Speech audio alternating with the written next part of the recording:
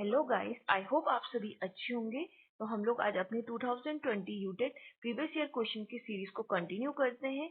हम लोग मैथमेटिक्स के क्वेश्चंस कर रहे हैं, तो हम लोग क्वेश्चन नंबर 101 से 101 से स्टार्ट करते हैं। ठीक है, इससे पहले मैं आप लोगों को 100 तक क्वेश्चन सॉल्व करवा चुकी हूँ। Which of the following number in Roman numerals is incorrect. तो हम लोग को बताना है रोमन न्यूमरल्स में हमारे पास यानी कि रोमन नंबर्स में हम लोग के पास कौन सा ऑप्शन इनकरेक्ट होगा। ठीक है, एल एक्स सेकेंड, तो एल एक्स सेकेंड हम लोग के पास करेक्ट है। X C I L C X L I V, तो हम लोगों को एक चीज पता है कि यहाँ पे क्लियरली हम लोगों को शो हो रहा है यहाँ पे कि जो ऑप्शन नंबर सी है वहां पे एल सी, जो कि हमारा क्या है, गलत है ना, रॉन्ग है। क्यों? क्योंकि L का मीन्स क्या होता है हम लोगों के पास 50 एंड C का मीन्स होता है 100। तो कभी भी हम लोगों के पास क्या हो सकता है, इस तरीके से हम नहीं लिख सकते हैं। ठीक है, तो दैट मीन्स हम लोग के पास क्या हो जाएगा, ये क्वेश्चन गलत हो जाएगा। ठीक है, अकॉर्डिंग टू रूल हमारे पास ये साथ में आ ही नहीं सकते हैं, इसलिए हमारे पास ऑप्शन नंबर 101 क्वेश्चन है, ऑप्शन सी हमारे पास करेक्ट हो जाएगा क्योंकि यहाँ पे वो गलत है। ठीक है, now the next question is, if the product of four consecutive natural number is added to a natural number p, a perfect square is obtained। तो हम लोग को सबसे पहले करना है फोर कॉन्सिक्यूटिव नेचुरल नंबर लेने, तो ले लेते हैं हम लोग, कुछ भी लेट कर लेते हैं। तो हमने suppose to be 1 into 2 into 3 into 4 हमने ले लिया, तो 3 2 जा 6 6 4 जा 24। ठीक है, तो हमारा कितना हो जाएगा 24। अब हमें बोला गया है कि कितना पी नेचुरल नंबर कोई है जिसको हमने क्या करना है, यहाँ पे एड ऑन कर देना है जिससे कि हमारा परफेक्ट स्क्वायर बन जाए। तो 24 प्लस पी। अब सोचने वाली बात है कि 24 में हम कितना और ऐड करें कि जो परफेक्ट स्क्वायर बन जाए। अगर हम +1 करते हैं तो हमें कितना मिल जाएगा 25। 25 किसका होता है, 5 का स्क्वायर होता है। दैट मीन्स कि हम लोगों को कितना और ऐड ऑन करना पड़ेगा, 1। तो हमारे पास कौन सा ऑप्शन करेक्ट हो जाएगा, option number D. That means option number D, that means answer हम लोग के पास कितना हो गया 1। Okay, now the next question is 2168 equal to 2 की पावर a 3 की पावर b एंड 7 की पावर c। आपको एबीसी की वैल्यू फाइंड करनी है, देन आपको सॉल्व करके निकालना है 4a minus 5b plus c। तो हमें इसकी वैल्यू फाइंड करनी है, तो सबसे पहले हम क्या करेंगे, यहाँ पे 2 जो हम लोग के पास नंबर है 21168, इसका हमने क्या किया, प्राइम फैक्टराइजेशन किया। तो हमें कितना मिलेगा, 2 की पावर 4 इंटू 3 की पावर 3 इंटू 7 की पावर हमारे पास 2। ये हमारे पास क्या हो जाएगा, प्राइम फैक्टराइजेशन हो गया। दैट मीन्स यहाँ से हमें क्या मिल गया, ए की वैल्यू मिल गई 4, बी की वैल्यू मिल गई 3 एंड सी की वैल्यू मिल गई 2। तो हमारे यहाँ पे ये वैल्यूज हम लोगों को मिल गई। अब इसे सॉल्व करते हैं तो हमें कितना चाहिए, 4a minus 5b plus c। तो कितना हो जाएगा, 4 into 4 minus 5 into 3 and then plus 2। ठीक है, तो हम लोग इसे सॉल्व करेंगे तो कितना हो जाएगा, 16 माइनस का 15 प्लस 2। तो हमारे पास आंसर कितना मिल जाएगा हम लोग को, 16 माइनस 15 1 और 1 प्लस 2 3। तो हमारे पास ऑप्शन कौन सा करेक्ट रहेगा, ऑप्शन नंबर डी हमारे पास करेक्ट हो गया है 3। ठीक है, तो option number D is correct. Okay, now the next question is, a sum of 1710 rupees is divided into A, B and C such that 4 times of A, 6 times of B and 9 times of C are equal. The difference between amount of A and C is, तो basically हमें क्या given है, 4A 6B and 9C। तो ये हमें ratios given है, तो हम इसको रेशियोज में लिख सकते हैं। तो किस तरीके से लिख सकते, हमें पता है तीनों ही आपस में इक्वल है ना, तो मैं डायरेक्टली रेशियो में लिख देती हूँ, 4:6:9 रेशियोज में। अब जब रेशियोज ओपन अप होते हैं तो कितना हो जाएगा, 4x 6x एंड 9x। तीनों को किस डिवाइड रेशियोज में डिवाइड किया गया, लेकिन टोटल अमाउंट कितनी है, 1710। ठीक है, तो टोटल अमाउंट हमारे पास कितनी है, 1710।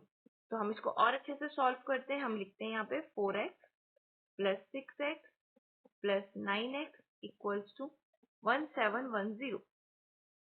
ठीक है, जब हमने यहाँ पे ऐड ऑन करेंगे तो हम लोगों को पता है यहाँ पे ऐड ऑन करने के बाद हमें यहाँ पे क्या मिलेगा, 19x इक्वल्स टू 1710। अब देखिए इसको अगर हम डिवाइड करते हैं तो 19 की टेबल में कितने से चल जाएगा, ये 19 9 जब 171 होता है तो 0। दैट मीन्स x की वैल्यू हमें कितनी मिल गई है, यहाँ पे x इज इक्वल्स टू कितना हो जाएगा हमारे पास 90। ठीक है, तो x की वैल्यू हमें 90 मिल गई। जब हमें x 90 मिल गया है और हमें क्वेश्चन में फाइंड क्या करना है, डिफरेंस बताना है a एंड c का। बेसिकली हमें क्या बोला कि डिफरेंस फाइंड करो a एंड c का। तो हम क्या करेंगे यहाँ पे a माइनस c। ठीक है, तो a माइनस सी हम लोग के पास कितना हो जाएगा, हमें 4x था, 4 इंटू 90 माइनस, देन हमारे पास क्या बोला गया 3। जस्ट अ मिनट, अभी हम चेक कर लेते हैं। सी हमें रेशियो 9 गिवन है ना, तो 9 गिवन है तो 9 इंटू 90, हमने यहाँ से क्या किया 90 कॉमन लिया और डिफरेंस कर। अब देखिए हमें डिफरेंस निकालना है तो हमेशा हम कोशिश करेंगे कि बड़े में से छोटे को माइनस करें। तो हम लोग क्या करते हैं, यहाँ पे थोड़ा सा करेक्ट कर लेते हैं। ठीक है, तो हम लोग के पास यहाँ पे 90 कॉमन आ गया, तो यहाँ पे 9 माइनस 4, तो 5 इंटू 90 कितना हो जाएगा 450। तो हमारे पास कितना आंसर हो गया 450। तो हम चेक करते हैं अपना ऑप्शन कौन सा 450 कौन से ऑप्शन में मिलेगा। ऑप्शन नंबर बी में हम लोग के पास क्या है 450 अवेलेबल है। दैट मीन्स हमारे पास ऑप्शन बी करेक्ट हो गया है। ठीक है, now the next question is, if the sum of first n natural number is 55, find the value of n। First n natural numbers का सम हमें 55 गिवन है, तो फर्स्ट n नेचुरल नंबर्स हम लोग के पास कितने हो गए 1 plus 2 plus 3 dot dot dot dot, ये कहां तक चलेगा n तक चलेगा। ठीक है, इन सब का सम हमें गिवन है 55। तो सबसे पहले हम Sn का फॉर्मूला लगाते हैं, Sn is equals to n upon 2, तो 2a plus n minus 1 d।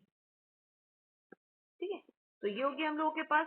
अब हमें पता है जो सम है, सम कितना गिवन है हमें यहाँ पे 55 इक्वल्स टू n, हमें नहीं पता है कितनी वैल्यू होगी, 2 इंटू 1, a की value 1, n we don't know, and then d की वैल्यू भी हमारे पास 1 हो गई।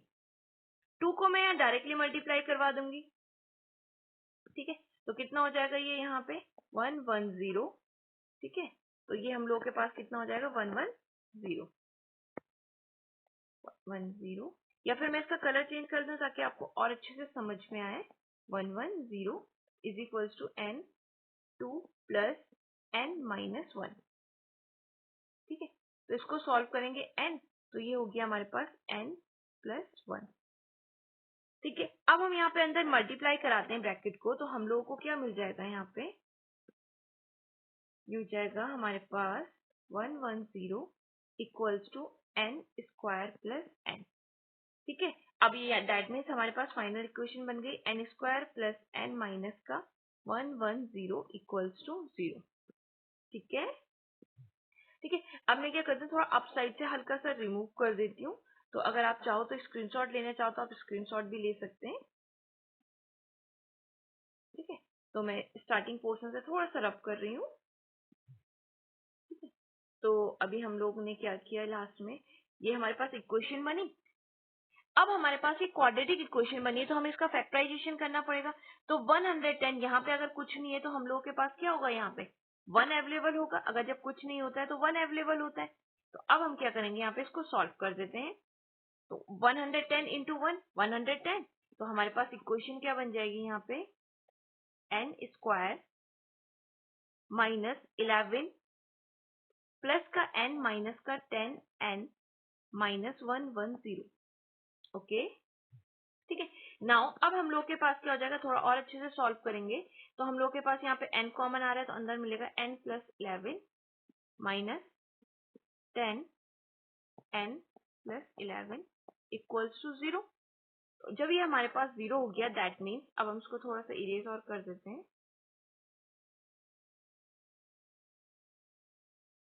ठीक है, तो इसे हमने तो इरेज कर लिया है, यहाँ पे हम स्पेस को कैरी फॉरवर्ड कर लेंगे। तो हमें कितना मिल जाएगा n plus 11 n minus 10 equals to 0। इतना वैल्यू हमें मिला। अब यहाँ से हमें दो वैल्यूज मिल रही, एक तो मिल रहा है -11 एंड सेकंड वन मिल रहा है 10। तो कभी भी n की वैल्यू हमारी नेगेटिव हो सकती है। जब आप काउंटिंग करते हो तो नेगेटिव में काउंटिंग करते हो, नहीं करते हो ना, किस में करते हो, पॉजिटिव नंबर में करते हो। तो हमारे पास राइट आंसर क्या हो जाएगा, n = 10। ठीक है, तो हमारा राइट ऑप्शन हो जाएगा ऑप्शन नंबर सी। ठीक है, तो ऑप्शन नंबर सी हमारे पास करेक्ट हो गया।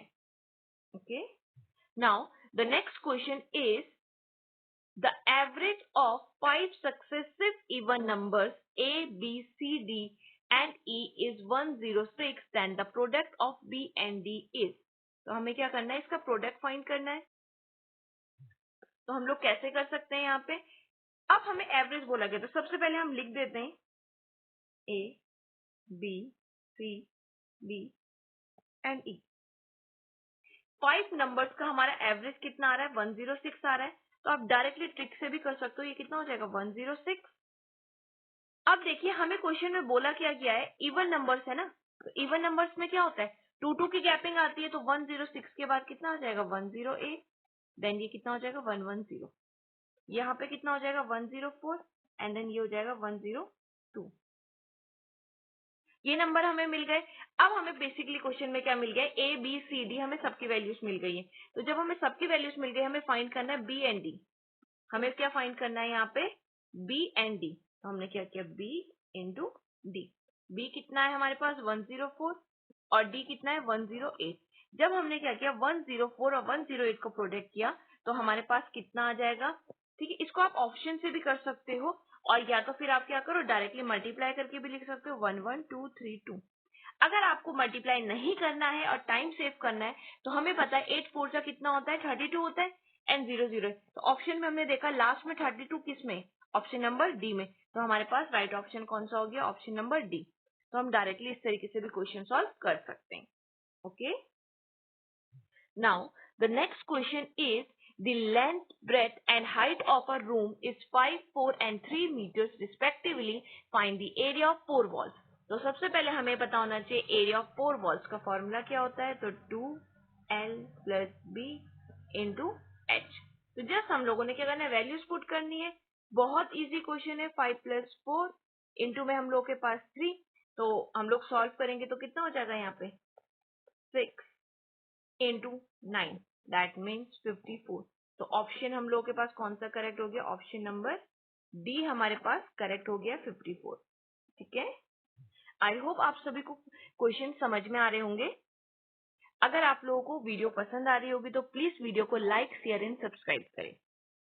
Now the next question is mathematical communication refers to. Mathematical communication जो हम लोग के पास होती है, कम्युनिकेशन जो होता है वो क्या रिफर करता है। ठीक है, तो पहला ऑप्शन है ability to solve the question, question को सॉल्व करने की ability. Skill to participate a mathematics quiz, ability to speak in mathematics classrooms and the last one ability to consolidate and organise the mathematical thinking. तो mathematical communication से means क्या होता है, बिल्कुल भी नहीं होता कि प्रॉब्लम सॉल्विंग एबिलिटी आए। ठीक है, डेफिनेटली हम लोग चाहते हैं बच्चा प्रॉब्लम सॉल्व करना सीखे, बट कम्युनिकेशन मीन्स हम लोग ये नहीं कह सकते हैं। ठीक है, पार्टिसिपेट करना क्विजेस में, ये हम लोग नहीं कह सकते हैं। ठीक है, ability to speak in mathematics classroom, कि हम मैथ्स की क्लास में बच्चा खूब बोले, नहीं। तो हमारे पास क्या हो जाएगा, option number D is correct, ability to consolidate and organise the mathematical thinking. तो मैथमेटिकली हम वो किस तरीके से ऑर्गेनाइज करता है चीजों को, ये सारी चीजें हमारी यहाँ पे आती हैं। ठीक है, तो हम लोग के पास नेक्स्ट क्वेश्चन है 109। Axioms are propositions which are assumed. Axioms are special theorems. Axioms are definitions. Axioms when axioms when proved becomes theorem. तो इसमें से हमारे पास कौन सा ऑप्शन करेक्ट हो जाएगा।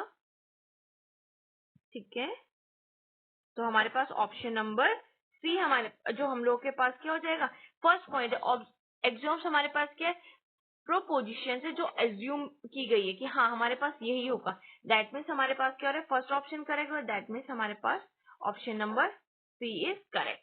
ठीक है, now the next question is a child of class 7 define the rectangle as. 7 class के बच्चे ने किस तरीके से डिफाइन किया, rectangle is a quadrilateral whose opposite sides are parallel and equal. Definition से हमें क्या पता चल रहा है, first point can not recognise the shape, नहीं। Do not knows the correct properties of the shape, नहीं, knows the properties of shape and repeated some properties in definition, knows some properties but missed some points to complete the definition.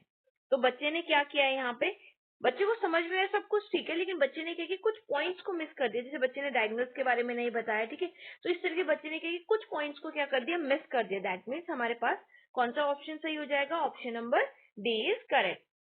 Now the next question is which of the following cannot be considered as a reason for fear and failure in mathematics. तो mathematics में हमारे पास क्या है, डर का और असफल होने का, यानी कि फेयर का और फेलियर का रीजन क्या क्या हो सकता है। सिंबॉलिक नोटेशन, डेफिनेटली नॉट, ठीक है। उसके बाद हमारा स्ट्रक्चर ऑफ मैथमेटिक्स, नहीं। Gender difference and classroom experiences, तो हमें क्या बोला गया कि जो हमारे पास नहीं होगा रीजन, तो रीजन कौन सा नहीं है, classroom differences, sorry gender differences. तो हमारे पास कौन सा ऑप्शन गलत, यहाँ पे सही हो जाएगा जेंडर डिफरेंसेस। यानी बेसिकली जेंडर डिफरेंस हमारे पास मैथमेटिक्स में कोई रोल ऐसा प्ले नहीं कर रहा है बच्चे के डर के लिए या उनके फेलियर के लिए, जेंडर रिस्पॉन्सिबल नहीं होता है, ठीक है।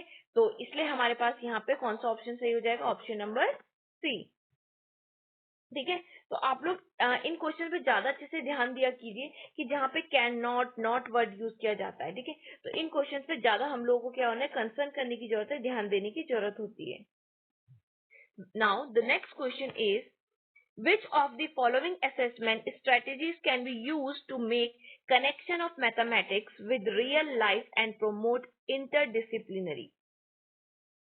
तो इंटरडिसिप्लिनरी, यहाँ पे हम लोगों का कौन सा ऑप्शन करेक्ट हो सकता है, first option survey project and checklist, field trip oral test checklist, field trip survey project and the field trip oral test and drill worksheet.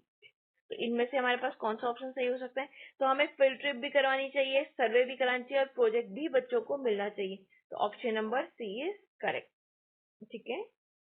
Now, the next question is tall shape of mathematics mentioned in NCF 2005 reverse to, ठीक है। तो NCF national education policy में हमारे पास क्या बोला गया है, हम लोगों को बोला गया टॉल शेप मैथमेटिक्स की बात की गई है।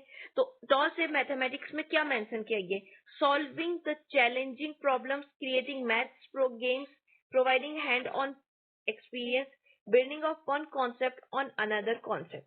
तो हमारे पास क्या बोला गया है, टॉल शेप मैथमेटिक्स में हमारे पास ऑप्शन नंबर डी की बात की गई है, building of one concept on another concept, ठीक है। तो आई होप आप सभी को ये वीडियो पसंद आया होगा। अगर आपको वीडियो पसंद आया हो तो please like share and subscribe करें, ठीक है।